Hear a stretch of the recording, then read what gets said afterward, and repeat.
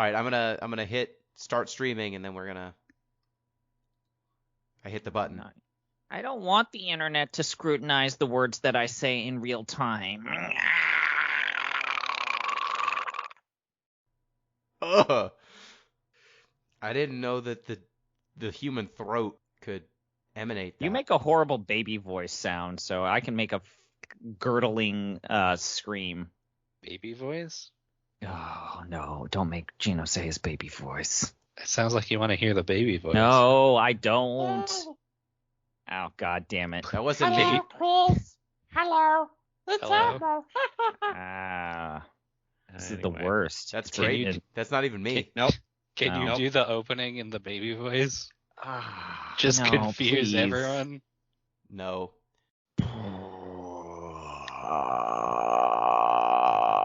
Okay. Hit the All right, button. Hit the fucking button. I hit the button. The buttons. We've been live for like a Wait, minute. what? Yeah, button. Oh, good. I told you when it was happening. Just I can't make you listen to me. We're crushing it already. That's the Deep Listens motto. We can't make you listen to us. Fuck it. We're Yeah. doing it live. Now shut up. It is live. So I can do the count in so that M has a clean edit point. Okay, man, are you ready to go? I'm ready to go. Now, come on, now crank this motherfucker up.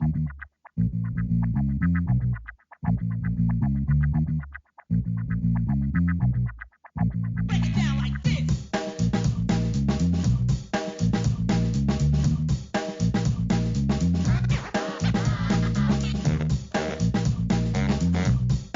Hello Internet, Gino that Penguin Echo here again with another episode of Deep Listens, and today we're going to be discussing Eternal Sonata, the only video game to my knowledge that takes place in the dying mind of Friedrich Chopin, as told through an anime storyline starring everyone's favorite characters Beat, Allegretto, and Polka. And joining me to discuss this nightmarish game that I picked, as always, Pete Busby. Hello, Pete. Hello, everyone. This game is chaos, and I only know two things for sure. One, Chopin's doctor is a terrible doctor. Yep. Two, Polka's mother is a terrible mother. The only two things I got from this game. This week's fun fact, though, my esteemed co-hosts all, members of other extraneous shows, have you ever heard of penis fencing? What? I Tell me mean, more. I've heard of something close to it. Don't you mean to say frottage? That is much classier. But no, I don't think flatworms do frottage. Maybe they do. They don't have pants, so I don't think they can. But this is something flatworms do. So species which engage in penis fencing are hermaphroditic. So basically what happens is two flatworms will fight with their, I think the technical term they use are stylets. Dongles. Yeah, pretty much, right? And then the loser gets inseminated. Basically, the loser gets stabbed with the stylet and then becomes pregnant, although in certain species, they both get pregnant. So that's nice. Oh, you that's know? fun. Well, yeah, right? That's penis fencing. Apparently some whales will penis fence as well, but it's for different reasons. So do male bonobos. Yeah, but bonobos are Wait, always horny. Hold Sure. on. What are the different reasons? So male bonobos do it to bond or to express excitement over food. Same. Yeah, right? Makes sense. All right. Thank you, Pete, for that Mhm. factoid. Yep. About flatworms playing with the round ones. Thank you.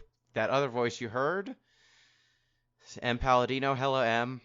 Hello. This is probably the weirdest, wildest game we've ever played, and I didn't even pick it in my year of torture. Gino did this to himself. Yay.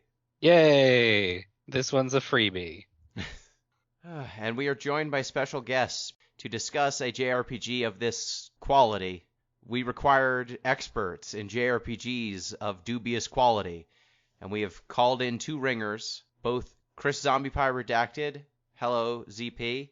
Hi, I'm glad to finally have friends for at least another 2 hours. As they say, when you're podcasting, you don't need a stable relationship. All you need is a stable internet connection. Happy Valentine's Day, everyone. Happy Valentine. We're recording this on Valentine's Day. Oh, no. So I'll do no. a quick little food bit here. So my food review for today, I got mochi as a gift from Ooh. a friend of mine. This is, however, a variety of mochi I've never seen before. It is mochi filled with boba milk tea and black pearls. That sounds all right. Who made this? What company? What confectioner? It's all in Japanese characters, so I don't know. Damn it.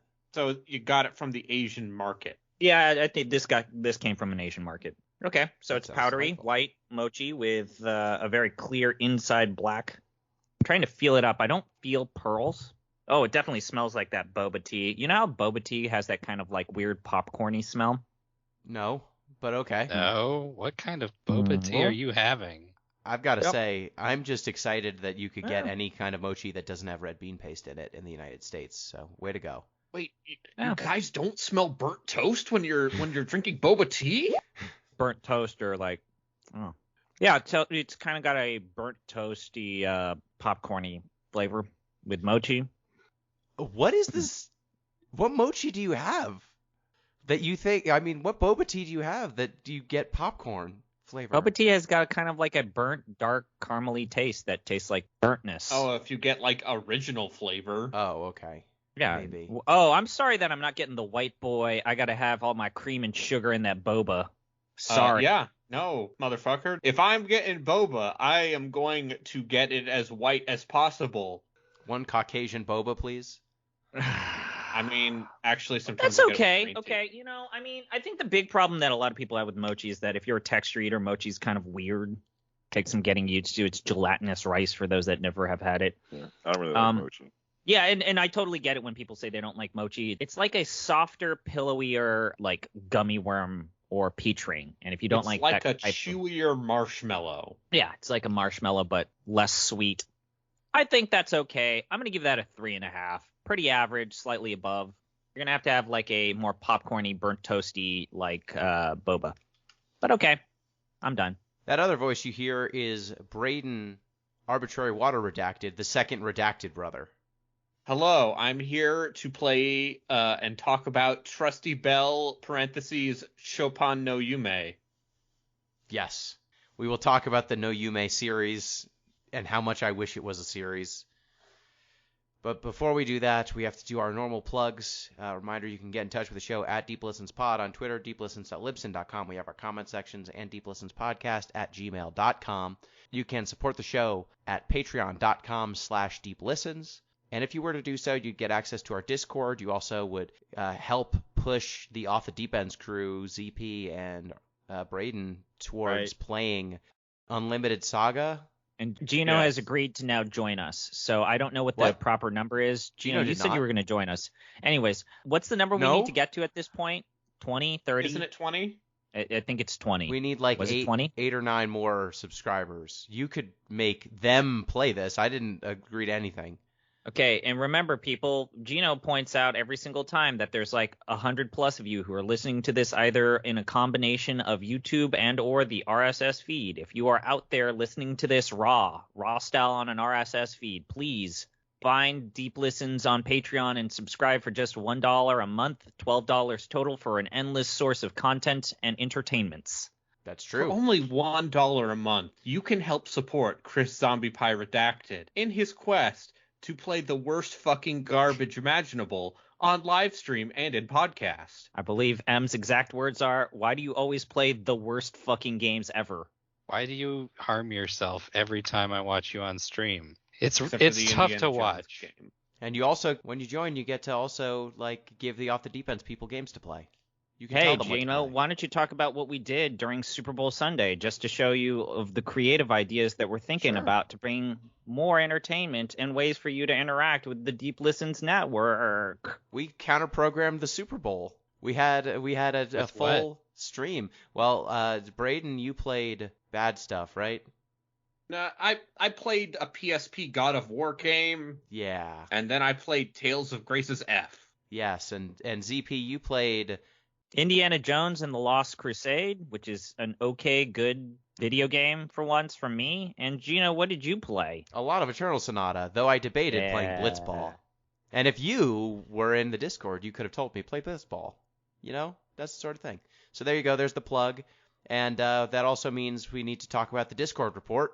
The Discord report. Oh, God, M's going to talk about the random bullshit I brought to the Discord, and I'm No, going to have to listen to actually- it in live time. I'm gonna make you mention it. What's the okay. weird shit that you've been posting on the Discord lately? It's yo, dog, have all you been following what's happening to the Amico? Oh the God, Intellivision Amico? I know it bad. exists, and I It's wish I bad. didn't. Fucking great. Oh my Oh. god. It's the best. So for those of you that don't know, the Intellivision Amico is an attempt to make a new family-friendly console, and it is helmed by Tommy Tallarico, formerly Because of the Nintendo Game is full of Music pornography. Live, and also for those of you that remember G4's first incarnation, Judgment Day, the review show, as well as Electric Playground. He has gone fully unhinged in terms of, like, for those that don't know, he has claimed that the Nintendo Switch has porn and is no longer the family-friendly console that some people think that it is. The Switch has porn? Apparently, the Switch has hardcore Apparently. pornography. More hardcore pornography than the Xbox and PlayStation, as he has claimed. Hey, Braden, what about that Omega Dungeon Life? What was that called? Oh, Omega Labyrinth Life, a Yeah. fine, high-quality Switch release that was censored on PlayStation platforms. Censorship, Gino. Anyways, the entire fiasco with the current state of the Amico is they are now asking for Kickstarter crowdfunding for a thing that has already spent upwards of $3 to $5 million of angel hair investments, as well as already promising pre-orders that their consoles they will have to up the investment that they've already made with this console that was promised to be affordable. And then also Ars Technica has published multiple reports of why this technology, the technology that is in the fucking console, will not work, because apparently the processor in the Amico is about on par with a Android phone, but not a Samsung Galaxy. Yeah, it's worse than phones, is what I've been told. So, I just want to rewind a second. Did he say angel hair investors? That's not a thing. That's a pasta. I think It it's is a pasta. term. An angel hair No, investor angel is the man investor. who puts the pasta in the pot and boils it. Okay, so I did a malpropism. Fucking shut the fuck up. Okay. An Just making angel sure. Right? investor. An angel Just investor's you're a thing. looking for. I like to invest with angel hair pasta, maybe some marinara. Yes, that's Whatever. I think that was an Italian test and you fell for it, Gino. Damn it. Bucatini is the rich man's pasta. That's true. What else happened on the stuff? Warhammer 3 is coming out. Yeah, Warhammer 3 is coming out. Braden and I are super excited. It's probably going to be cool. Oh, I I'm found gonna be probably insufferable about it. I found probably the dumbest Star Wars tie-in with a product I found on Amazon. I'll post this in the chat on Skype, but it is apparently a collection of teas themed to Boba Fett. It is the Boba Fett Tea Set. Huh. Oh, Star Wars, the Book of Boba Fett teas. I see. that's cool. You have so it's elite mediocre black and tea underwhelming, and much legendary like the Book green of Boba chai. Fett. Yes. What else happened other than that? We talked about Kamigawa, the new Magic set that came out.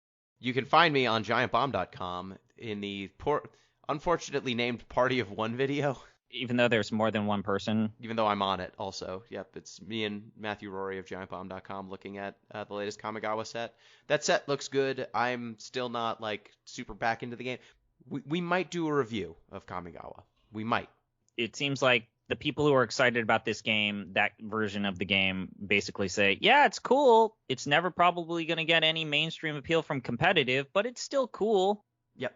That's what they've said about every set for like the last 2 years. Yeah. Also, there's a visual novel. Are we going to try and play that? The Kamigawa visual novel? I Maybe. will happily play that with you guys.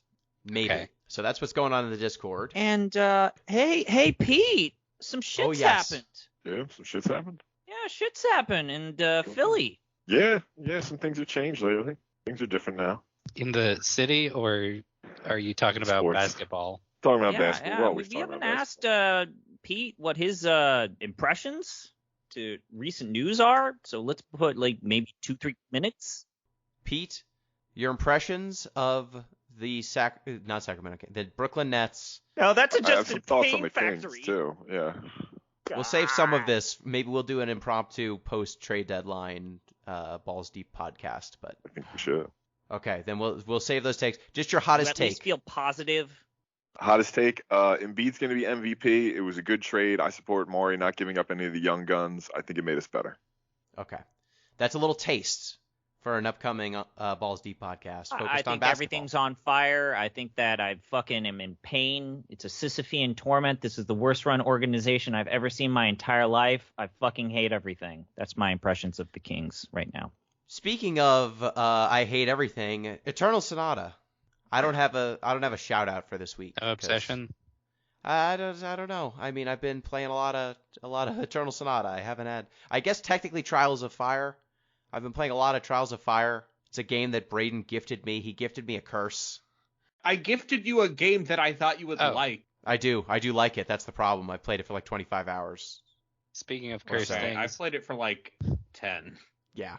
I also finished Draken, by the way. Mm. That was the other Yes. thing on the Discord. I bought Bless you. him a copy of Final Fantasy VI Pixel Remaster Hell to yeah. fulfill my end of the bargain. Because I was 'Cause I going to try and said get it I would- anyway. I would buy her a game worth $15 or less if she finished the Draken, and she It wasn't did that so. bad. Haha, I win.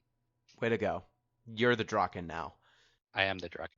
Yeah, so if I had to do a shout out, I can't just shout out Peacemaker again. That show's so fucking good. I will shout out Trials of Fire. It's a deck building roguelike, which has some tactical elements. I guess it's a bunch of hexes, and you move characters around and all the actions. Yep. I love hex grids, and Gino loves cards, and together it's a hex grid game with cards. Yes. You don't say.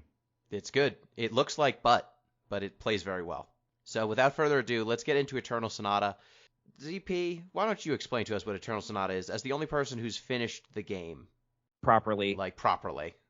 So I guess I'll avoid the business developer publisher side of this, but basically what Eternal Sonata is that it takes place in the dreams of Frédéric Chopin as they are finally succumbing to their tuberculosis, and moments prior to their death, they fall into a lucid dream, a dream that transitions into a fantasy world.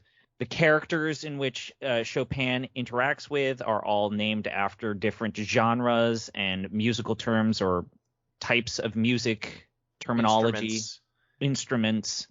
And upon entering this fantasy realm, Chopin discovers that it is there are the citizens of Retardando, and a young little girl, Polka, has been rejected by the citizens of Retardando because she is destined to die soon. The reason why she is destined to die soon is she is able to practice magic. And if you are able to practice magic, magic is viewed as a disease as well as it being contagious. And so as a result, she is exiled from the former town in which she lived in. I wouldn't even say that Chopin takes her under his ward, but they have to go on a long extended journey to find out what is the deal with this magical stuff. What are these horrible monsters that are trying to kill people as they move from one location to the next? And oh, wait, yes, there's also an evil anime shitboy who's doing evil things and trying to expand his empire to bring forth, a new world order of sorts. The enemies are metaphors for tuberculosis. Spoilers, and Chopin, as he gets further and further into the story, slowly comes to terms with the inevitability of his death as he struggles to deal with this is a realm of my own creation, as well as these people feel like they're their own things. It's also an educational video game that tries to teach you about the history and life of Frédéric Chopin and the world that they lived in the 1800s, especially Polish and Eastern European studies. Yes. Yep, these are all the things that this game is. It's also trying to teach you how to compose music. It's also trying to teach you about the impact and legacy of Chopin. It's trying to communicate through metaphors, discrimination, and why not to treat people because of something that they've gotten or have. It tries to teach the power of friendship. It tries to do some anime horseshit storytelling. But boy howdy, it does everything above. I appreciate you prefacing all of that with tries to. Hey, don't forget the drug allegory. Yeah, we'll get to all of that, but I feel to explain why any of this. Braden, could you explain a little bit about Tri Crescendo, the studio that made this game? Okay, so the studio that made this game is Tri Crescendo, who are We're a not the spin-off. same as Tri-Ace. They started out as Tri-Ace's audio team, and they're kind of a studio within a studio. So Tri-Ace is famous for... Tri-Ace is famous for Star Ocean, Valkyrie Profile. They made Final Fantasy 13-2 and Lightning Returns. Radiata Stories, Radiata Infinite Stories. Undiscovery, Resonance of Fate. Yeah. So they are a prolific developer, and they were founded by ex-members of Wolf Team. So there's a little bit of Tales of DNA there too. They are best known for making, like, I would say, snappy, more action-oriented JRPGs, and a lot of really inventive ones. Not necessarily amazing, but like some of those Star Ocean games are quite good. We'll litigate it eventually, but Lightning Returns is pretty good, you guys. We'll find out. Crescendo kind of started as a support studio with, focus on helping with sound stuff. They have helped work on the Super Smash Brothers, for example. They also did co-development. The first thing that they co-developed was Baton Kaidos, and that was kind of their start at trying to make an actual video game rather than just doing sound development. This was their first video game they put out by themselves with no help from the main Tri-Ace. Yes. So this is a bunch of music nerds who have worked exclusively on JRPGs. So Correct. If you're wondering why this game about Friedrich Chopin and his very, very real and serious death of tuberculosis is told via anime nonsense storytelling, it's because all they know how to make is JRPGs. And when all you've got is a hammer, everything looks like a nail. When all you've got is JRPG storytelling, everything looks like a Xehanort. So that kind of, just to set the stage here. So when Eternal Sonata starts, it starts like 3 different times. Mm-hmm.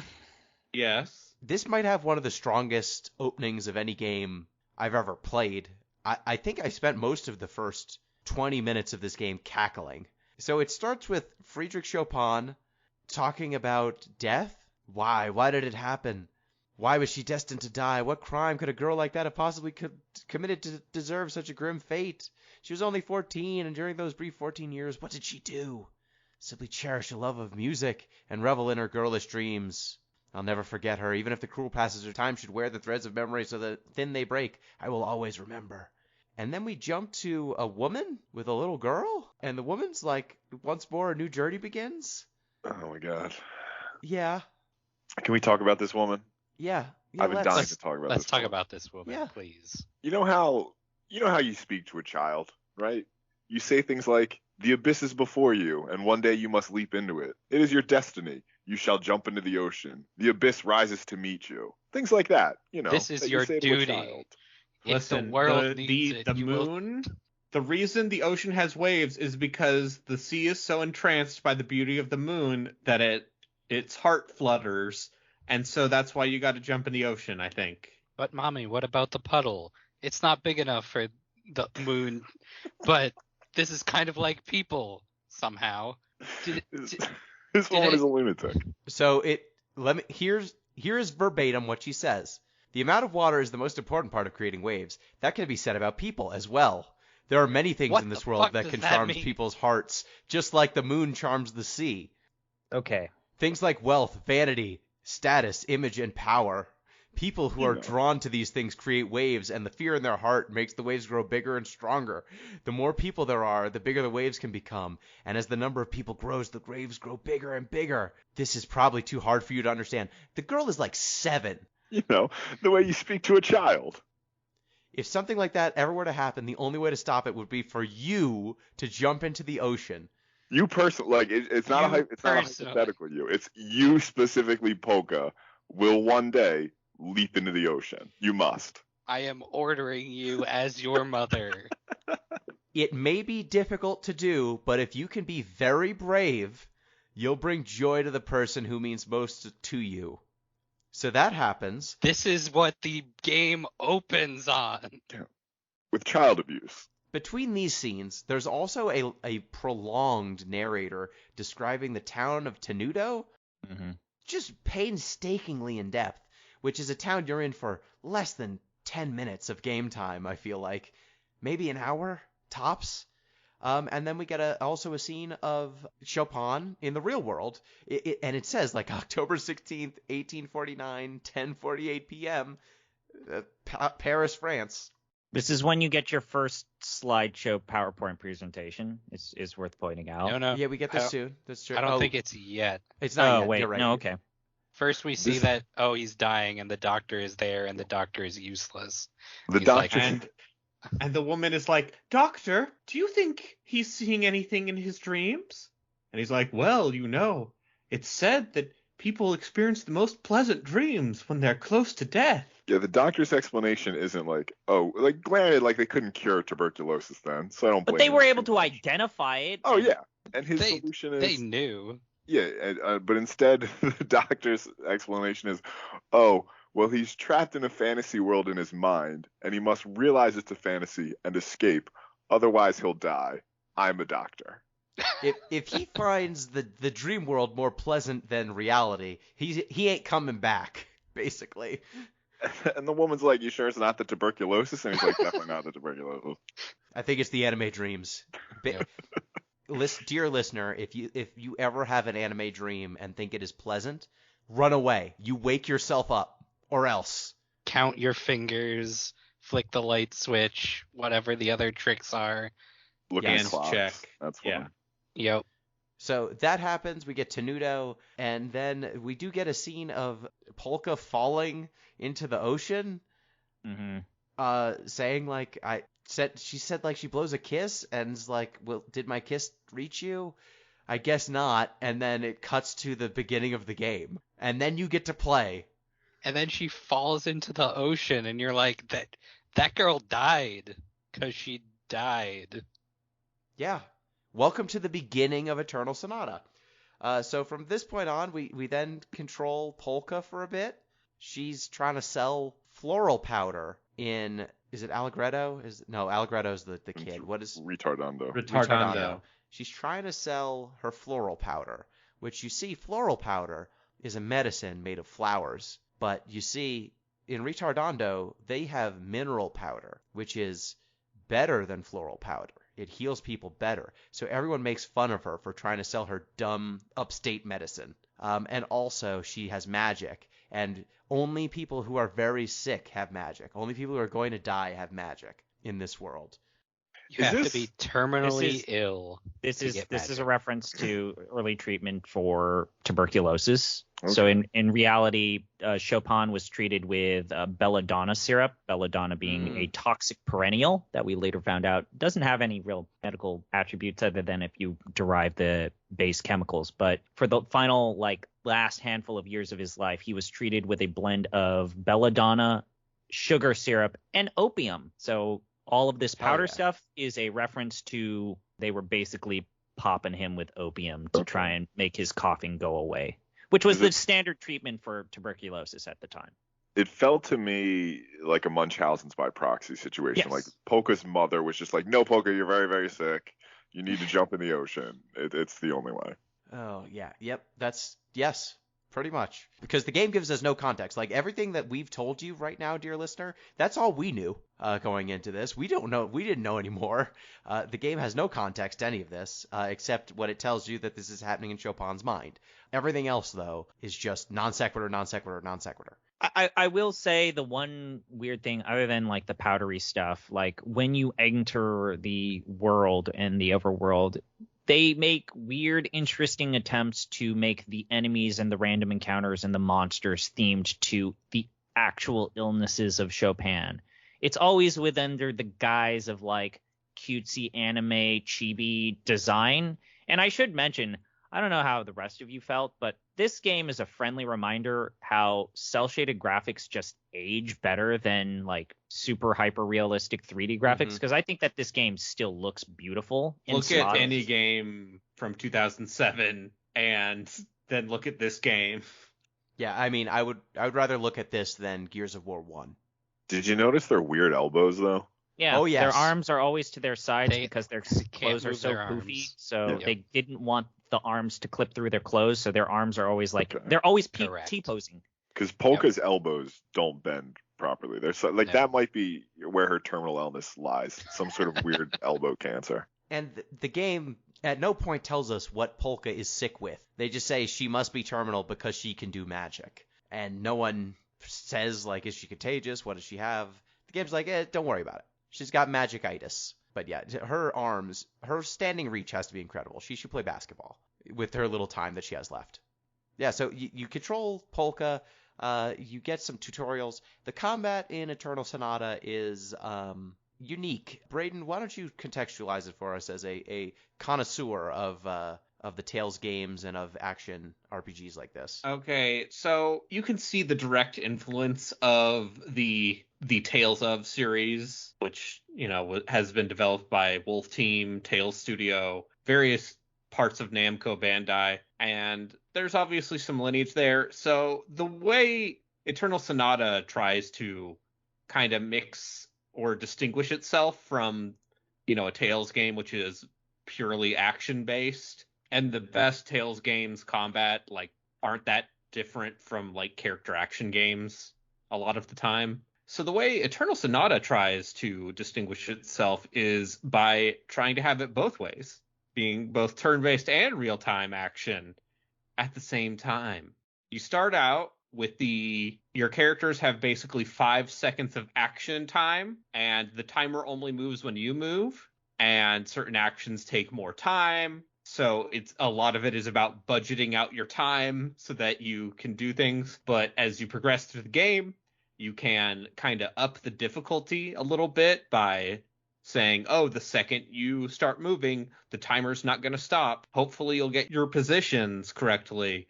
Otherwise, you'll waste your time. But in exchange, you get access to, more advanced combos and mechanics. So there's a little bit of a difficulty slider going on there. Yeah, and there's also tactical time. You have tactical time. TT is before you hit any buttons, you have at first unlimited tactical time to think about what you want to do before you start moving your character. Then eventually it becomes 3 seconds of tactical time to figure out what the hell's going on when the game kicks the control over to you. It's an interesting blend, for sure. It takes it away. And you can choose how hard you want to go with that stuff. Can you set it rewards off? you for... Can you toggle that off? You can, but like Braden said, if you lower the difficulty level so you have more tactical time, or so that it's not timing you anytime you move your character, you don't have as many options in combat. They take you don't get features access away to some of the advanced combat mechanics. Well, that's messed up. Yeah. So it's a little bit like a Tales game in as much as you are going up to an enemy and mashing an attack button into an art, but there's no combos or juggling or anything like that because it's not real time. There's sort of a combo. So you kind of just do a short combo. There's an echo mechanic. So every time you attack an enemy with your normal attack, it will build up echoes, which are in multiples of 4, kind of units of musical time. So it's 4, then 8, then 16, then 24, then 32. 32 is the maximum number of echoes you can accrue. So if you hit 32 times in a row, it'll max out your bar on the right-hand side. And the next special move you do will spend those echoes. So if you stockpile them, you can pay all of those combos towards one super big attack, or you can spam your special moves, which will lead to more special moves, but they'll be weaker. So you kind of want to have a flow of run up, do physical attacks, store up a long combo, pay it off in a big hit, instead of just constantly in the early game. There's no reason to not just always be hitting your special move, because it's just stronger than your regular attack and usually doesn't even take that much more time than your regular attacks do. So those are kind of the two mechanics, and then the third mechanic, and there's one other thing, which is truly wild. Em, do you want to explain that one? Oh yeah, the dark and light mechanic, where some enemies are weak to darkness and some enemies are weak to light, and there are shadows on the ground, and as those shadows move over the battlefield, it can change enemies' shape. Sometimes there's this one enemy that turns into a bat when it gets into darkness, and then when it goes into light, it becomes a big thing that hits you real hard. Yes, Scorpion. And yeah, your moves also seem to have a dark light affinity. Yes. So if you are trying to hit a dark enemy, you usually want to hit it with something light, and you want it to be in the light. So the way that it works is where your character is standing, if you're standing in the light or if you're standing in a shadow, it will change the moves you have access to. So if you're in the light, you get your light moves. If you're in the dark, you get your dark moves. You can't have access to both at the same time. And some enemies will have light sources on their body. Some enemies will have darkness sources on their body. Some enemies are big and cast a big shadow. And so if you stand in their shadow, you get dark moves. So like there's an interesting mechanic of positioning your characters in these light and dark sources. However, very few moves in the early game allow you to actually control where enemies are, like pushing them around. There are some enemies you know are weaker when they're in the light or weaker when they're in the dark, but there's nothing you can actually do to get them out of the light or the dark.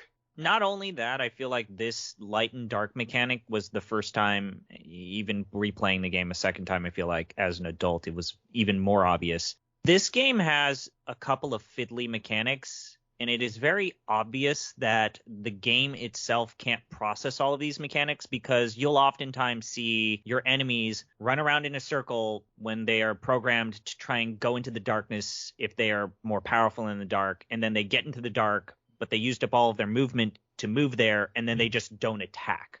There are weird times in which there are so many mechanics here that the game's AI can't even process all of them properly, and it just breaks from time to time. I'm not sure if anyone else had like these fun little moments where, oh wow, this monster just ran around in a circle or took this really weird serpentine route to try and reach Polka, and then before they could attack, they just ran out of movement. There were some enemies that just did not seem to know the range of their own attacks, so they would proc a move that had no chance of hitting, and I wouldn't even have to respond. Or the funnier one, they would do like a spell, an AoE spell, and they just whiffed. Yeah. So like that kind of stuff happens all the time. Some of the enemies, the boss AIs tend to be smarter, or at least they are by a significant simpler margin. But that leads to a different issue that we have with the bosses that we'll talk later, which is the bosses, the difference, the jump in difficulty from non-boss combat to boss combat is ridiculous. Yes, they don't resemble each other at all. But yeah, so like the AI will sometimes make dumb decisions. There's also a Paper Mario style active defense system, I should say, where like when you're going to get hit, it prompts a button press, and if you press the defend button at the right time, you take. Pete, how much when you active defend versus not actively defending on the 360 version? Like, what's the difference between those in terms of damage? I honestly, Gino, I couldn't tell you. Okay, because like this game had so much going on, I pretty much just bailed on most of it and like just DPS'd it as much as possible. What you can do, it is worth pointing out that you can do.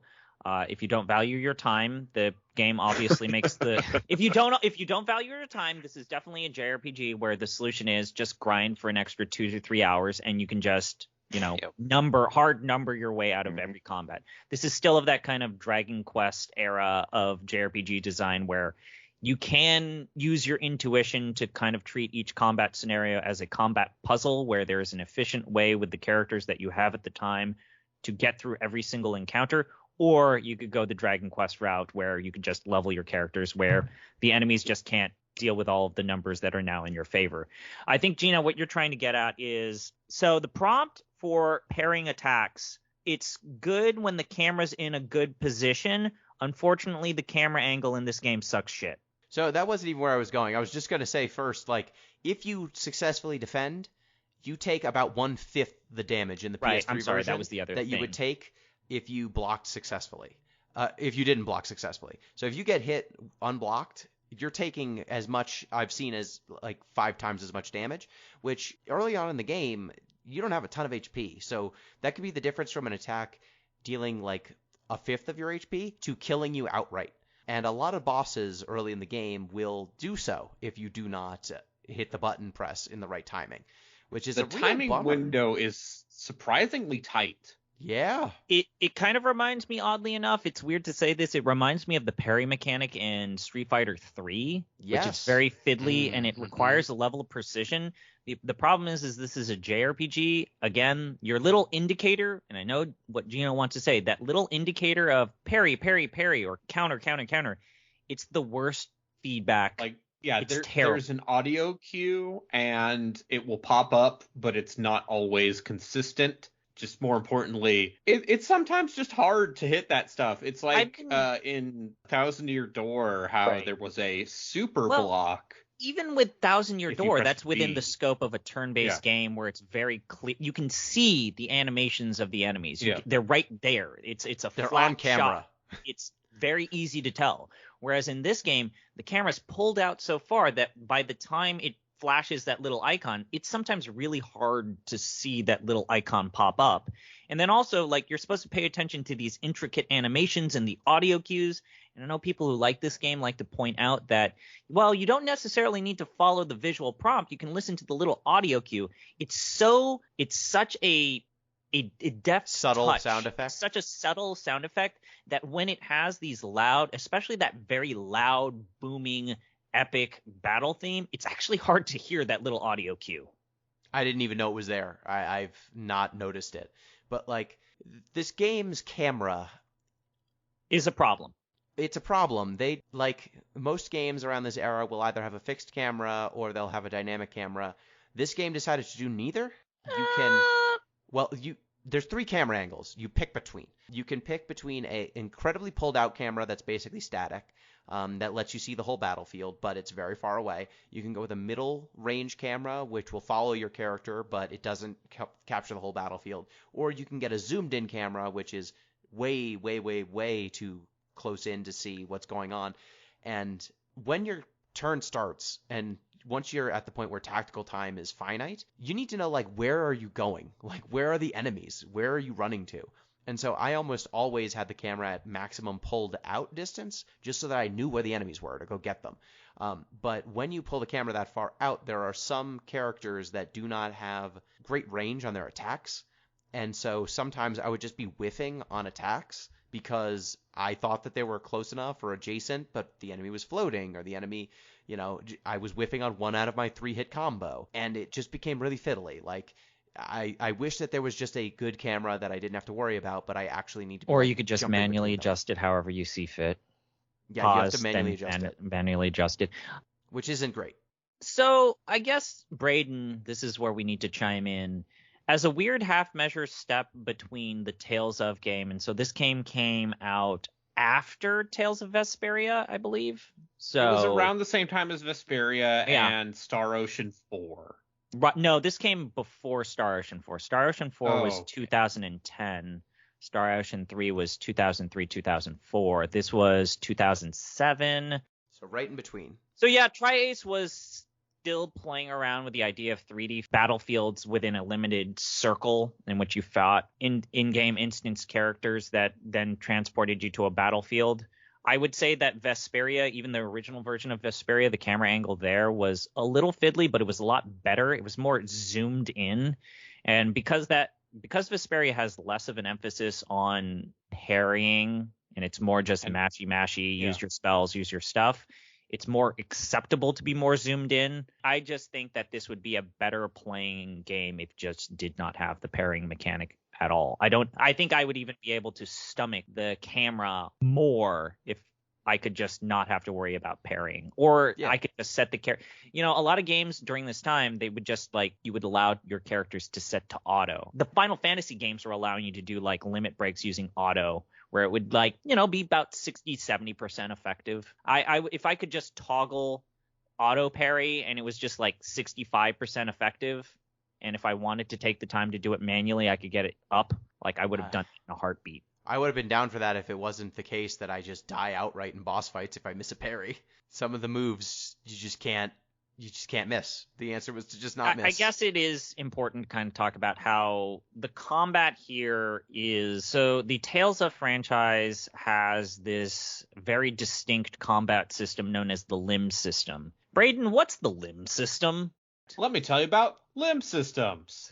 Or linear motion battle. I mean, it's literally just it's an action game. Over time, they got a lot better at making the action Tales RPG of Fantasia and Tales of Destiny were really novel games at the time because they were the first 16-bit and eventually, actually, no, they were the first real 16-bit games that were JRPGs that had real-time combat other than Star Ocean and Tales of Fantasia. So what it is that basically while the characters animate in turns, their moves animate in real time. And, there's a sense of weight I guess, is the key here. But, you have to mash all of the buttons with your characters to do, melee and ranged attacks. You can do that cool need to be shit. executed in real time, as well as spell casting. The best Tales games will often let you get away with mashing, but reward learning systems. It's almost the Tales of games play like fighting games, but they play like very specific button masher fighting games, kind of like Soul Calibur back in the day, where you could just mash your fist on the fucking Dreamcast controller and basically win a game if you're quick enough. So if you're playing as Maxi. Eternal Sonata aspires to do this. In reality, in actual execution, it's much more fiddly. It's way more fiddly, and there's just less depth. Like, you're running up to things, you're mashing on them. You do have to be conscious of being in the light or the dark, but sometimes you can't be in the dark when you want to be in the dark because your enemy's in the light, or vice versa. And like, there are items that you can use to get around that, but this game also has like an item equipment system where you're only allowed 20 points worth of items, and like healing items cost 3 points, and utility items cost 1 point. So you need to make sure your utility belt has the correct number of things in each slot. So sometimes you just don't have the right item for the right scenario. So a lot of this stuff, it's there, but you're not interacting with it, or it's just kind of happening to you. You're not really being especially tactical because like you just don't have control over a lot of the finer points of this system. So like that's the general combat system. It's really fiddly. It's not the worst combat I've ever played, but it's annoying. It's novel when you look at this as like, this came out around the same time when Square Enix was fucking up real-time combat in 13. Like, when you compare this to other attempts to like adapt JRPGs to real-time combat or like live-action combat, this is like a weird half-measured step. It's kind of awkward, but there's something here. This was also one of the first JRPGs to come out on an HD console. Yes, it is important to note that this and was like Enchanted Arms. This and Enchanted Arms. Okay, so this gets into the weird story of the Xbox 360 has a weird catalog of JRPGs and Japanese developed games because Microsoft was actually doing a good job treading water and even exceeding the Sony PlayStation 3. Microsoft was just, now I know that it's weird to think nowadays in an era in which Microsoft literally spent billions of dollars to buy Activision, but Microsoft was paying gobs of money to get Japanese developers to make games for the 360. Just anything. So they paid for this game, Eternal Sonata. I think they also played for another game, which was Enchanted Arms, which is a weird hybrid of like Pokemon meets JRPG combat. And they also spent millions upon millions of dollars for two games in particular, Blue Dragon and Lost Odyssey. I like Blue Dragon. That one was good. I played that. Yeah. And they spent a lot of money on those games. And apparently, the 360, why we like to make fun of like the Xbox having a weird hard time resonating with Japanese audiences. And the 360 was no different when you compare it to, the Wii. I mean, the Wii was one of the best selling consoles until the Switch. But like 360 had a decent fan base in Japan that wasn't followed up with future consoles. But it was in large part because Microsoft was like, okay, we have to at least tread water in other territories other than the United States. And we're going to solve this problem as we do as Microsoft, which is pay a bunch of people a bunch of money. And so this game got a budget that it would not have gotten if it had not been for Microsoft. That's how this came to exist. Otherwise, this game probably would not have existed at all. And if it did, it would have been of a reduced quality. I think I've told Gino this game was made, and a lot of the Tales of games, and Braden, I think you looked it up as well. This game was made in about a year and a half. Which explains a lot, too. Which explains a lot when we talk about the dungeons being very repetitious. This game was made in about a year and a half to at most 2 years. This game eventually came to PS3. There's an extra dungeon if you play the PS3 version, so you get an extra hour to 2 hours added to your game. Get 2 more characters. What an hour to 2 hours it is. Yeah, and it was one of the first JRPGs to come out on an HD console, and for people that were in the Xbox ecosystem, it is held with a decent amount of nostalgia because this was, for a lot of people, it's weird to think, this was their first JRPG because, they didn't get that shit on the original Xbox. Yep. So now turning our attention back to the story, now that we've talked about the gameplay, because the gameplay doesn't really change. Like, you get characters with more play to them. Like, some of them have buffs, some of them have ranged attacks, some of them have aiming mechanics. But for the most part, you're running around. I think the one mechanic that I would want to say is the way in which the game makes the characters scale. Every character is at least useful in at least one environment. Problem is that the way that characters scale throughout the course of the story is weird, albeit it is interesting. But there are definitely characters who are like, God damn it, this character is I hate playing this character. Why do I have Polka? God damn it, son of a bitch. And the story will flip your party around. Like, which is not a always game sucks. where everyone sticks together. This is a game where characters are off doing their own things. And so sometimes it's like, sometimes you gotta use Polka. Sometimes you gotta use Friedrich Chopin is somehow one of the weaker party members in the video game taking place inside his dying fever dream. If you play one version of the game, if you play the other version, he's the best character. He's not the best character in my version. He's better in the PS3 version. They gave him a buff. At the very least, at least this game has the common decency to where everyone gains EXP. The ones that don't participate in battles don't get as much. So everyone kind of at the very least treads water. And Polka has the Snow White weapon, which gives you an additional 5% EXP to what you already get out of passive bonuses for having. So there is an EXP sharing system. Thank merciful Christ there is one. Yes, what a nightmare it would have been. So, Pete, turning ourselves back to the characters and the story. Yes. There's also a timing mechanic. Before we forget, there's a timing mechanic with the special attacks. And a Pokemon Snap mechanic. Yeah, and a Pokemon Snap You can take photos. And sell them for money. And yes, there is a slight timing mechanic to some of the combat. Yeah, like if you time out your if your special moves correctly, they do more damage. And the characters say more anime things when they do it. Oh, yeah, man. that's the echo system we talked about. The echo system, the dialogue. Oh, man. We got to talk about this is the most powerful strike! Burning flame! I will erase you from my memories. This is where the Star Ocean and Tales of comparisons come full swing, is just how fucking chatty everyone is. Gino, what was your favorite line? It was the one that Redo keeps saying. I'm going to pound you something. It was not I'm going to pound you real good. I think I'm going to pound you fair and square or something like that. Yeah, that was it. Yeah, they shout these things. And then Salsa, who's short, is like, don't you look down on me. We'll talk about Salsa. I love Salsa. There's a bunch of great characters in this game. And Pete, which of these characters, so we've talked about Polka, we've talked to some extent about Friedrich Chopin, who's a character. Mm-hmm. There's also Beat, who is a street urchin, who is voiced by the nerdy kid from Digimon. Sure. Oh, yeah. Also every voice actor is like a mid-2000s voice actor in every anime you've ever seen. Voice actor from, Cam Clark has let's a character. say, 2005 to present. Cam Clark's gone on to do stuff. Even Aaron Fitzgerald has done a lot of stuff. Yeah, no. They're prolific. You got some Critical Role people in here. Sam Riegel went on to do Critical Role. Yeah. I'm not dismissing them. They do fine with the material they're given. Patrick Seitz is Chopin. Yes. He's the voice of Scorpion in the Mortal Kombat games. Awesome. Pete, which of these characters did you like the most and hate the most? And why is the answer Beat?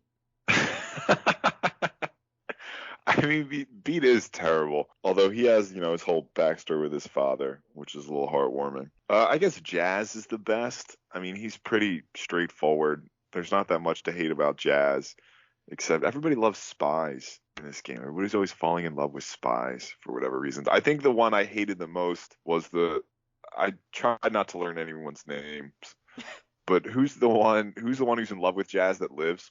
Clave? Claves? No, she's the one who dies. No, Falsetto. Falsetto is the tomboy punch girl character. Right. Yeah. And you can tell because her name is Falsetto. But she spends a lot of the game jealous of the girl who was killed, and she's of Clave's, and she's like, oh no, now Clave's will always hold Jazz's heart now that she's dead. She literally says, because Oh, she man. died, he'll never forget about her. Yeah. Oh, Which man. a very annoying sort of person to be. Clave's And then, like, death scene. not to We'll get defend there. not to defend Jazz. I don't support beating women, obviously, but there's a very strange scene where he just sort of slaps her and then they hug, and I didn't really understand it. We can get to it when we get to it. But it's a very odd scene. Okay. So my least favorite character is Beat because listen to every time he talks. Fair. Everything he says is dumb. And my favorite character is Salsa because she understands what game she's in. She understands she's in an anime B tier game in a way that none of the other characters do. Salsa has the best lines. She speaks in a southern accent for no reason because her twin sister does not at all. No, not even close. She gets the anime heart sometimes. She's the best character. Hands Oh. down. It's her hat. Yeah, she just likes her little hat. She My has two favorite- giant chakrams for her weapon. Her name is Salsa. Yep. We It's had great. a long discussion about chakrams in Gino's chat when we were talking about Salsa. She's also the best character in combat. Turns out they were real throwing weapons. Yeah. Yes, CP? My favorite part about Salsa in March is that they are very clearly voiced by the same voice actor, Amy Gross, and sometimes she forgets which character she's voicing, so you'll have March's accent while Salsa's lines are supposed to be read, That's and sometimes so Salsa's funny. accent burns into March's accent, and it's like, oh my goodness, someone forgot to catch that, didn't they? Oh, this is great. So sometimes March just suddenly has a southern accent because oopsies. I think the worst character is probably Claves for reasons that we'll talk about later. Because Yes. holy shit. Yeah, she sucks too. I also did not like Redo. Yeah, so Redo, I didn't like the Redo's PS3 too, right? exclusive characters as well. Like Anime Night Boy it just sucked. well, Redo's we'll get to that. Beats He's overseas. Alfredo is brother- the obligatory brother. anime shit boy. Sure. Yeah. He's the Vaughn of this game. That's what I was going to say. He is the Vaughn. He is. And Polka Why is he there? the Pinello. Yeah. Why is Vaughn there? It's Chopin's story, but the main character is actually Polka and Allegretto. The main Yeah. characters are not Chopin, except when the game decides to talk about Chopin in PowerPoint presentations, which we will get to shortly. Which are the But best part of the game. as far Chopin as is I'm also concerned. here. He Chopin is. is also hanging out, and he's like, "This is my dream." Everyone's like, "Get the fuck Watch over this slideshow I yourself." put together. Let's talk about the Warsaw Rebellion really quick for 30 minutes. Oh. But he often is just like telling people, I think you all exist in my dream. He knows from the very beginning. The first time we see him, he's like, "You're a figment of my imagination." And then Polka is like, "No, I'm not. Read my mind." Then she's like, "You're wrong." He's like, "Well, I guess you showed me. Let's go on an adventure." Yeah, he Yeah. never interrogates that. He's never No. like, oh, clearly, like, these people could just be saying they have internal thoughts, and they don't. They're just saying that. But he's just like, oh, okay, yeah. For Got the it. sake of these boss battles, I really wish that he just imagined himself 10 feet taller. So Allegretto comes into this because he's a street urchin on the streets of not Tenuto, Retardando, and he is stealing bread to feed people who live in the sewers. Also, if you have not caught on by now, all of the names on places and people are music terms. You'll Yes. catch on to that fast, and it'll start to annoy Yes. you very Yeah, soon. it will wear on you. It's even better when you think about how many of the different musical terms did not exist during the life of Friedrich Chopin. That's the part that made me the happiest. Mount Rock. He You know, did rock, like many that genre. salsas. Fusion. Yeah, fusion. Jazz. The character named Jazz. At that point, there could have been a character named Ska. It wouldn't have been any more out of place than the names that are already there. Please someone tell me, am I going to meet a character named Hip Hop? I was gonna say, this is your I can't party wait member, for Papa Roach. the interdimensional demon Vaporwave. That would slap, kinda, though. Yeah, I wish that it was more stupid.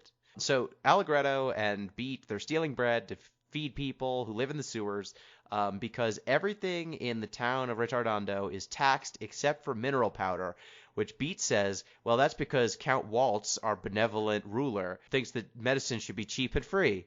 Sure. But everything else is super expensive. And then Allegretto is like, No, Beat, you idiot, you absolute moron. You foolish child.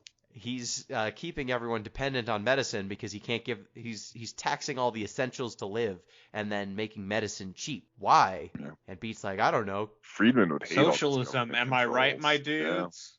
Yeah. Friedman would not approve. You don't say. So he's manipulating the market. Allegretto and Beat, after stealing a loaf of bread, are like, look, we need to get to the bottom of this. We need to fix our country. We're going to go talk to the evil count, and we're going to convince him to lower the taxes so that people can have a nice life. At the same time, Friedrich Chopin and Polka decide to go to talk to the evil count because Polka sells floral powder, and it is being outcompeted in the marketplace by mineral powder, and she really wants him to control the supply of mineral powder so that she can make a living selling floral powder. It's weirdly... There's a lot of esoteric macroeconomic concerns here. Like, they're basically complaining about tariff controls. Yeah, I think ZP was it you or M who said, when did this game become Star Wars The Phantom Menace? Yeah, basically. Yeah. Yep. But that's like the beginning of this game is mostly just like talking about the war economy and whether taxation is good or not. To be fair, as far as like motivations for a JRPG go, this is probably like okay. No one's town burned down or anything. True. I've never No one has played. amnesia in this game. True. I've Yeah. never willingly played a Final Fantasy game, but I've never heard anything more cogent in one of those. It's a very simple quest. We're just gonna go talk to this guy, and then we'll go And home. Ask him politely. Yeah, He'll realize that the taxes are really hurting his people. and then you use fucking facts and logic to convince him of the error of his ways. and then you smash cut to Liam O'Brien, mad cackling on his throne, like I am a little bastard. I'll Wearing have an some- army. Wearing some kick-ass peasant stomping boots. Just oversized crown, just to let you know he's a little anime shit boy. And every time he talks, he's like, well, certainly the taxes must be high, for it is the will of the people. Isn't it, Legato? Yes, my liege. Well, we should give everyone twice the ration of mineral powder for the good of the people, right, Jazz? Are you meaning to tell me that the anime-ness of this game was a little too much for you, Gino? Like I said, so this game Are you telling made me a character voiced by Liam O'Brien might be It's a the little antagonist? over the top. Might See, be a little my- ham. I realized pretty early on in this game, I got flashbacks to Kingdom Hearts because every time Kingdom Hearts is trying to just tell a Doesn't Disney Leon story, O'Brien it's, voice a shut character your in mouth. Kingdom Hearts? I don't know, but it's normal. Like the Bite your storytelling tongue. is fairly normal in the parts of Kingdom Hearts where it's How just Dare you? a Disney movie. As they burned through the Disney content more and more, Tetsuya Nomura was like, the only thing I control is the anime. And so the anime became more and more elaborate. Whereas this game, very similarly, they're like, well, Chopin's in a coma, and we can't really change the Chopin part, so... I mean, this does lead to the existential question of, if Chopin's dealing with bad, evil monsters, why doesn't he just imagine them away? Like, that's a question. My bigger question is, like, if this He's game on is a about lot of Friedrich Chopin, drugs. why is he a secondary or tertiary character at best? Yeah. And the answer is because they could control the anime part, and they could make that as anime as they wanted, tying that into Chopin in a way that wasn't crass. They're like, well, I guess we'll just have him in the scenes, but not dealing with the bullshit all that much. But this game is super committed to you learning about Chopin. Yes, Pete, tell me about the PowerPoints. I didn't know anything about his entire. I knew he was a composer and he died of tuberculosis, but suddenly we're getting into like, oh well, how did he really feel about Poland? And like he had to move to Vienna, and where was he invested in the civil war that was unfolding? And how did he really feel about these people he was around? Like the game is so committed, and it's not. They're real photographs. Like these are just scenes from Poland and Vienna that they're just presenting with subtitles, basically, with captions. With sub-Photoshop level filters applied to the photographs. Like they try to make it seem artsy, but it's just still images with text over it with one of Chopin's piano pieces playing underneath. Like it's not at the end of every single chapter, I don't think. I don't know that it's only at the end of chapters, but like they will tell you. It will jump in the middle of a scene. Like I think the first one is when it starts to rain. Yes, it was called Raindrops. Yeah, Yeah. and then it's just like time for a slideshow. And then you're like, what is happening? And then it just goes on a 10-minute flipping through images. And also, I found like those slideshows made a lot of bold claims about what Chopin was thinking about. Oh, most Right. definitely. Yeah, they're playing Like- fast and loose with Chopin Yeah. in this one. Maybe he was well, thinking about so his do you want to homeland. know a fun little fact about this game before they Please. released it? So a couple of things. So the game's text was proofread by the Frederick Chopin Society in Warsaw because the Oh. localization team wanted it to be historically accurate without Hmm. losing the original message of the script. So the Frederick Chopin Society actually gave this the thumbs up.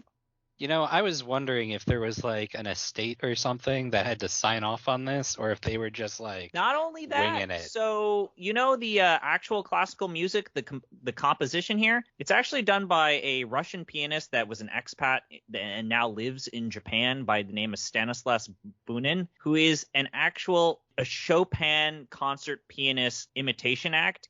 He won the gold medal in the International Chopin Piano Competition. He's lived Is in that a Japan for over thing? yes. If you want a long lecture about why Japan's super into classical music, I'm happy to oblige, but I'm gonna guess you So don't they- want that. so they are fans of Yeah. Chopin. Yeah. Yes, Japan I- likes classical music. Huh. This And is the Chopin thing. is like, if you want a composer who made a lot of shit for the piano, it's Chopin. But anyways, they hired the actual piano stuff in here. That's not the horrible MIDI that you need to play in order to get random people in the environment to give you money and stuff. Is done by an actual concert pianist, and it was recorded in 5.1 surround sound when the Xbox 360 and most televisions did not support 5.1 surround sound. Yeah. Of course. Look, the music people wanted the music to be good, for There sure. you go. You And it can buy is. the soundtrack. And I have to listen to Beat talk instead. And it's a shame every time it happens. Yeah. I'm just thinking if we ask Count Forte to lower the taxes, maybe he'll agree. I like the one point when Salsa talked shit about Beat being a little pipsqueak and it's like, ha, now you're the shortest one. And Beat just looks like he just has that like salty look on his eyes where it's like, bitch, I fucking hate you. You're only taller than me because you have a hat. I like it when Beat gets his face thrown into the slop. Yes. But Yeah. anyways, anytime so bad things happen to powders. Beat, it's great. Yeah. So we get the raindrop storyline. We learn about Friedrich Chopin's very butch friend who took care of him, George Sand. George Sand. Is she the one in the real world who's like talking to the doctor? No, I wasn't don't sure think about so. this. No, Think I so. wish. It would be She's great some nurse. if in the section, if the PowerPoint said very specifically she was a very masculine looking woman, and then in the anime sections where they're talking to the doctor, it's just this very, very generic anime woman. She's a very petite blonde nurse. Just lay bare the cultural exchange there. George Sand sounds like a cool lady though. Yeah, for sure. So you go to a go-go forest. Right. This is Is where that you the meet poisonous March, swamp? which is no, Or- not yet. A go-go forest is where we learn about the agogos, which are little Oh, right. fairy things that apparently are being captured and ground up and applied to the mineral powder to increase its potency. Vintage capitalism. Yeah, the Soylent Green is people, Pete. So they're grinding up little fairy creatures. Then we learn about from Violetta, the next character who joins us, who's got a bow, who's really strong in the mid-game. We learn that a lot of the magical we fight some magic dudes, some like floating magic users. She's like, oh, those floating magic people? That's what happens if you take too much mineral dust. You become an addict, and you get magical powers, and you go mad. Well, you see, Gino, it's a reference to Frederick Chopin needing to take opium to deal with the pain of his constant coughing.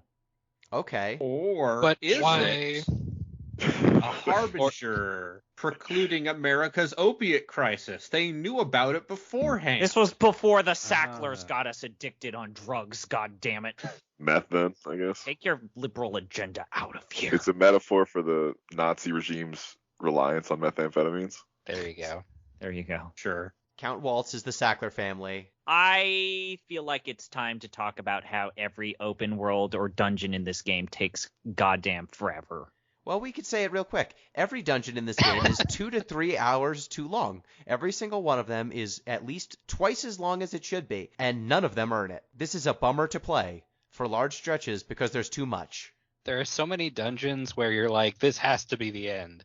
And then it's like, it's time for Cliffs, Area 4. And you're like, God fucking damn it. Cliffs 4? It's so far down. I think it goes to 4 for that It one. went to 5. How did that kid Did it go survive to that 5? fall? Yeah, that That kid, kid should've I fucking still don't died. understand how that kid survived that shit. That's the most unrealistic thing in this whole game. That kid surviving This that is fall. definitely one of those things where you can tell, like, the idea that, hey, one of the reasons why a lot of Japanese RPGs went to portables in the late 2000s was because it turns out that making assets for HD games is expensive. Yes, And also you can tell that because of how long the dungeons are. And how many of the same assets repeat. Well, it's not just that. It is also like this game is caught between it was not acceptable. I think we forget about this part, but the 360 PS3 era, there was still that aspect of gaming culture where we were all thinking about, why would I spend $60 in a game that's 5 hours long? That's $10 per hour. Like the novelty of games being short and manageable bite-sized chunks. When we were all in college, even teenagers in high school, we wanted long games. We wanted games to justify their price. And so some developers were more creative about justifying longer experiences than others. And Eternal Sonata is still a JRPG that's living under the shadow of Dragon Quest and Final Fantasies 10 and 12, like games that were long. Landmark games at this time, the landmark games within this genre were long. Pete, how long were the fucking DS Fire Emblem games? Oh my god, not long enough, ZP. Not long enough. I can remember playing all 3 routes and fates. Yeah, I can remember playing a lot of games for the Xbox 360 though, and thinking like, wow, I really didn't learn enough about 19th century Poland in this game. And they had you covered. Yeah, and Eternal This was Sonata. here the whole time for you, Yeah, and you didn't I know know. it. I know. Yeah, so like the combat, the dungeons, like they pad it out with the cheap part, which is the combat. That's how they make the game longer. So we get Viola. We learn about the mineral powder. We learn that Count Waltz is trying to get his people hooked on mineral powder so that he can have an army big enough to defeat the neighboring nation of Baroque, which they have been at war with or in Cold War with. So the Kingdom of Forte has been at war with Baroque for a long time. There's a little. It's not Red Ardanda. What's the insurrectionists? Shit. And It's Crescendo and Serenade. Antipasto. See, they don't get super annoying. Andantino. Thank you. Yes. Yes. There we go. So Andantino they're doing a coup, or they're trying to take out Count Waltz to get freedom for reasons we don't really quite understand. So like there's political intrigue happening. So Count Waltz wants his people hopped up on There's a mineral lot powder. of talking. There is. The characters talk a lot. Some of it makes sense. Most of it doesn't. I think you're underselling how feverish a lot of the dialogue in this game is. Do you want me to read some? Oh, Please, absolutely. free. Please do. God. Okay, let me find a good Find example a banger, here. please. I feel like the victory quotes are the best part of this game in terms of the dialogue and the written dialogue. Like, I have to assume that, because this was an early 8.4 localization, and they're pretty good. They were I still have getting... to assume this is all original script. Mom, I'm going to see the Count at Forte Castle. Now's not the time to discuss this. We have a guest in the house. I told you the reason floral powder isn't selling is because people can buy mineral powder so cheaply. I'm sure he'll understand if I talk to him. Polka, dear, don't be foolish. You can't possibly go all the way to the Castle Forte by yourself. I've already made up my mind. Don't try to stop me. Polka, dear, it's not that important if floral powder doesn't sell. We'll survive somehow. Polka, are you listening? Polka, please. If you can hear me, then answer me.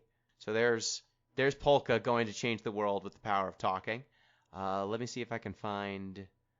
Oh yes, Chapter 2 Revolution. I think we've got some good bangers in here. Let's see where they're talking about. I feel like the scene when they were in the fort where Chopin is like, by the way, this is a dream. I think that was probably a standout for weird dialogue. Just everyone in this game, like, Chopin's very open about being like, you're all in my dream. Oh, and yeah. I was like, yeah, sure, whatever, man. Yeah, you're sure, you 39. fucking You're weirdo. basically a geriatric in anime years. Just this Yeah. old dude hanging out with a bunch of teenagers, traipsing across the country to talk about taxes. How should I put this? If I told you that your world exists in a dream that I'm having, would it startle you? As a pianist and as a composer as well, I have produced many popular works that have brought me a rather good deal of renown in Paris. Did you say Paris? That's not a place I've ever heard of. If this is all some kind of joke, you've got a real weird sense of humor, mister. They do this so many times. Or what And about at Chopin the is end? like, I'm sure this is a dream. They're like, nah. You don't know what you're talking about. What about at the end when you're like doing the boss rush up the tower, and all of a sudden they all become mid-century continental philosophers? Yeah. What is life?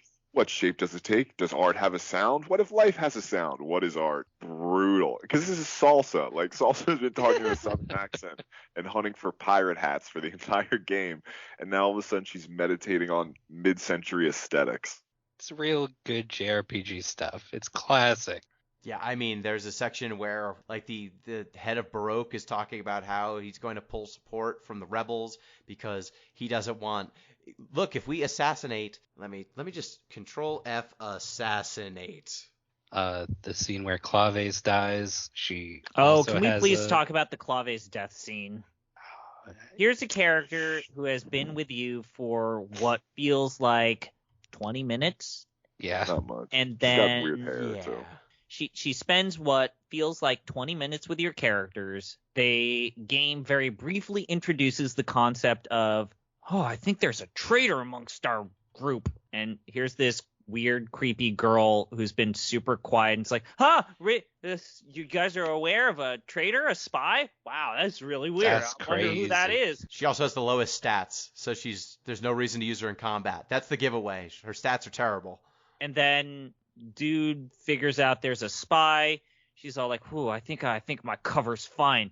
And then she gets stabbed, and Out then of she nowhere. has what feels like a 10-minute death speech. Oh my god, it takes forever. And I she's feel like- passionately talking about how Yeah. much she likes her friends and our party members, even though she's barely known them. And it's like, oh, I'm a piece of garbage. I deserve this. If only I could see Jazz, who is the name of a character, and not the Transformer. Who And is racist? The I Transformer, feel not like the character. that scene was memed heavily around the late aughts. Was it I actually? remember that being like the shitty people on the internet being like, JRPGs and Japanese games are dumb. Like those Here's people would point to why. this scene. Here's why. I mean, this scene is dumb, but the It game's is, a little but dumb. it's too. very fucking But- funny. It is, and that doesn't mean all JRPGs are dumb. Just maybe this one. Woman with lance, you fool. The information you provided us was very valuable, but I was ordered to kill you if your identity was revealed. Don't take it personally. I know you, you're Rondo. Falsetto has suspected you for some time now. I suppose sooner or later they were bound to find out. You had the perfect opportunity to frame her as a spy, and you let it slip away. Points at her with knife. That failure cannot go unpunished. Claves collapses on the floor. Rondo leaves. I already knew that Falsetto suspected it was me. There is a series of flashbacks. Which they're A literally series of you've seen flashbacks these to a things. dialogue scene 5 minutes earlier. 10 minutes, like it's nothing. It's like you still remember it verbatim. I mean, it just happened. It's amazing. Well, it could just be that Falsetto's jealous of us. Flashback ends. When he said Falsetto knew everything about each other, I felt so. The truth is, I guess I'm the one who was jealous of them as a woman.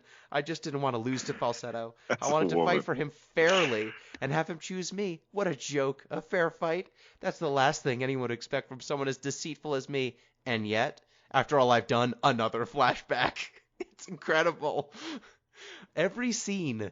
See, this is my problem with the game, ultimately. Every scene that's like this, I love it because it's just so much. And then they keep me from this delicious nectar with combat. Long, tedious combat and puzzles where you need to get fire from one candelabra and put it on another God. candelabra. And it takes like hours. When I could have been listening to, well, ultimately, I guess I lose both in work and in love. In work. As if she just has like a 9 to 5. Spying. They're only two speeds: work and love. I wonder if they'll ever figure out who the spy was, that it was me. Yes, I'm sure Falsetto will tell them. Were my feelings real, or was it all some kind of illusion? Everything I've ever done has always just been an act, but at least in the end, I want to be the real me. She closes her eyes. And let it be said, too, as ZP pointed out, we know nothing about this woman. There's no backstory. Didn't care. No, this is all of her backstory. All of her backstory is in her death scene. It's just flashbacks to things we've seen just minutes ago. Yeah, it's some real, like, Ophelia and Hamlet sort of stuff here. I was just about to say, it feels very Shakespearean, actually. Yeah, Ophelia's got, like, 2 lines of dialogue because it was a play, and look, we can only get a convincing man in a wig for so long. And then later in the game, they're basically like, oh, remember that spy narrative we all enjoyed so much? Let's just do another one. Right. Yeah. What if there was another spy?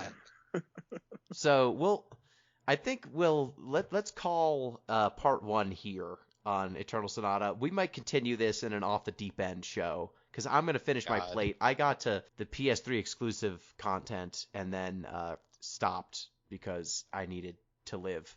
So, Pete, closing thoughts on Eternal Sonata for you, just in case I don't know if you're going to join us in the next part. Who knows what'll happen? This could all just be a dream. Honestly, like, it hurts to say. Peter No Yume. Yeah. My favorite parts of the game were the slideshows, in all honesty. Chopin had a very interesting life, especially if you just make up parts of it. Yep. What are final thoughts on Eternal Sonata? This is going to win the Platypus Award. I don't think anything else is going to come even close. No, I picked 2 You never played potential. The first-person shooter based on Mozart's life? Oh, no. It's interesting. Yeah, I was going to say one of my favorite memes that we had when we were watching Gino play this was the No Yume series, where it was just a whole bunch of, like, famous people going through anime adventures as they died. What other JRPGs based on the dying dreams of famous people could we make? Yeah, Abraham Lincoln No Yume. Lincoln No Yume. Yeah.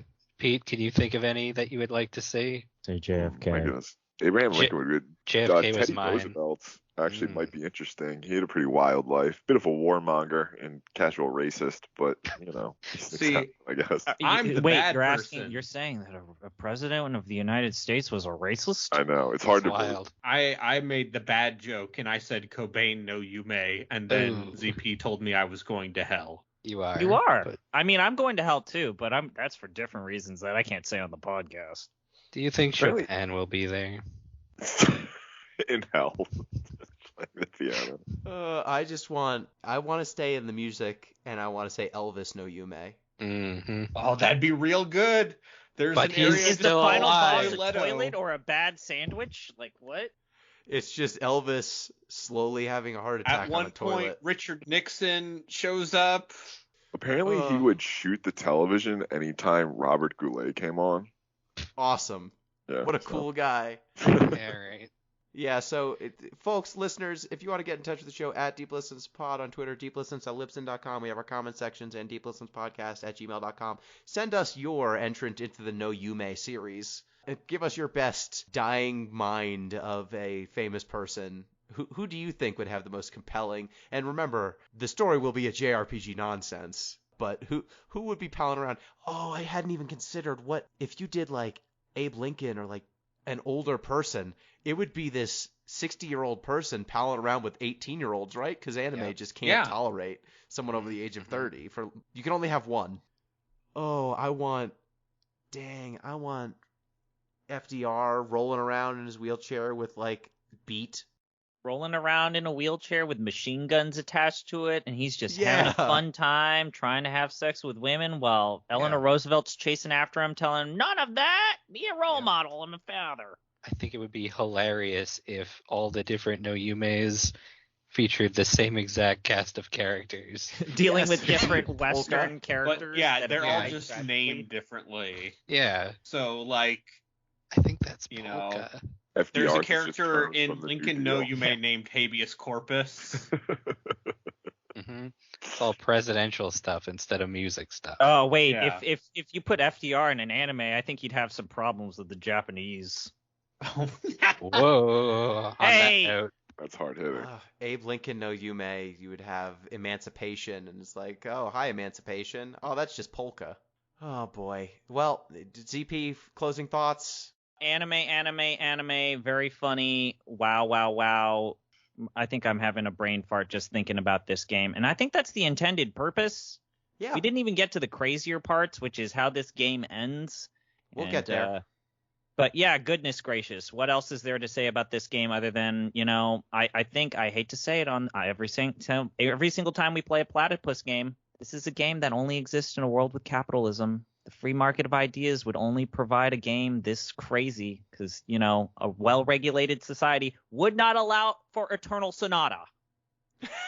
A sane world would not allow for Eternal Sonata to exist. They wouldn't make this game in Canada. Braden, final thoughts on Eternal Sonata until we do the Off the Deep Ends one where we set Pete and M free? This game's okay. I've decided, despite our back and forth in the Discord and in your stream chats, this is not a game I'm willing to die on a hill for. I'll save that for the Ogre Battle podcast. Oh no. Okay, so thank you, listeners. You can support the show on patreon.com/deeplistens. That will get you access to the Discord the aforementioned Discord. And with that, Pete, it is now your turn to pick again. It is my turn to pick, and unlike my two co-hosts, I kind of would like to have fun and pick a good game. Please. This time. Please set us free. I'm not committed to a year of vengeance. So I'm going to pick a game that, as is my want, is very pretty, and you can make it take as long or as little as you want pretty much, which is convenient. So it's a game I've been wanting to play for a while now. I would like to play Sable. Sable. I wanted to play this one. Nice. See, unlike some people, I pick games we all enjoy. This one's nice. ZP, did you play this one? I think you were talking about it. I played this at launch. I'm willing to give this a second go because this game at launch was janky. This game had major issues at launch. I wonder if it's been fixed. Yeah, hopefully they cleaned them up. This game had a real big issue with its frame rate for the longest time. So hopefully they fix that part. Otherwise, I've got other criticisms with it that I'll send you an email. If we all have a bad time, it was unintentional. I just want to point that out. No, it's a beautiful game. It's just, So this is embark on a unique and unforgettable journey and guide Sable through her gliding, a rite of passage that will take her across the vast desert and mesmerizing landscapes, capped by the remains of spaceships and ancient wonders. That's the one. Yeah. Published by Raw Fury. All right. Well, I think that will do it for our Eternal Sonata podcast, part 1 at least. There will probably be an Off the Deep End continuation for part 2 where we can discuss where this game goes. But boy, this game opens strong. If you want to just have a good old-fashioned time, watch an edited playthrough of this where there's no combat. Yeah. And just have a grand old time. There's a Eternal Sonata the movie which just has all the cutscenes. That's what you want. Highly recommend that. I wonder how long that is. It's about not long enough. 3 hours. It's no Xenosaga the movie. Well, thank you.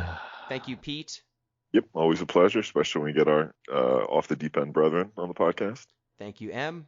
Thank you. Thank you, Off the Deep End, for making this the easiest podcast I've ever been a part of. Y'all talk a lot. Thank you, ZP. I want a game about Inca people. We are the Incas, kings and knights.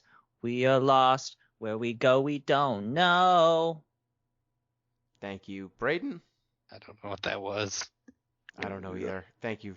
Just in say ZombiePie's life, he tried many things in order to feel the darkness inside of him. However, the insurrection. There's a lot of darkness inside me. Yeah. Anyway, mineral powder. It'll take care of it. Oh, okay. Yeah. The Warsaw Rebellion. Mineral powder from the Sacklers? Okay. 1830. Yeah. It all started in Warsaw. Thank you, most of all, to you, dear listeners. Including those that watched on Twitch. Till next time, peace.